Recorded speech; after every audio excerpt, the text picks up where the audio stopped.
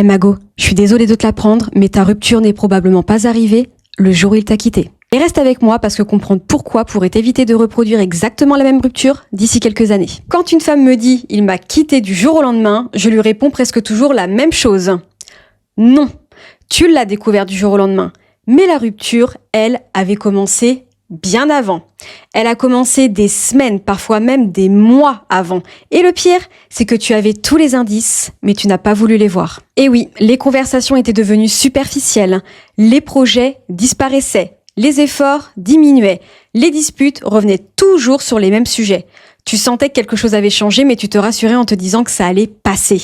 Mais le problème, c'est que les ruptures font rarement du bruit au début. Elles s'installent en silence. Et celle-là, elle va piquer. Le cerveau déteste perdre. Alors, il a tout simplement préféré ignorer les signaux plutôt que d'accepter une réalité qui lui faisait peur. Donc toi, tu ne voyais pas ce qui se passait.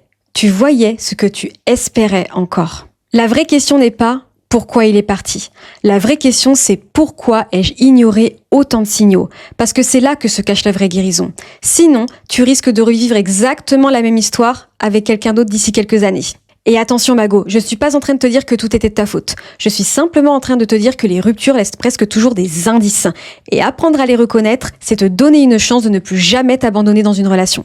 Les ruptures ne tombent jamais du ciel. Elles commencent souvent le jour où l'on arrête de regarder la réalité en face. Et la petite phrase de Tati Poppy, sache que cette rupture et cette personne qui t'a quitté ne définit pas ta valeur.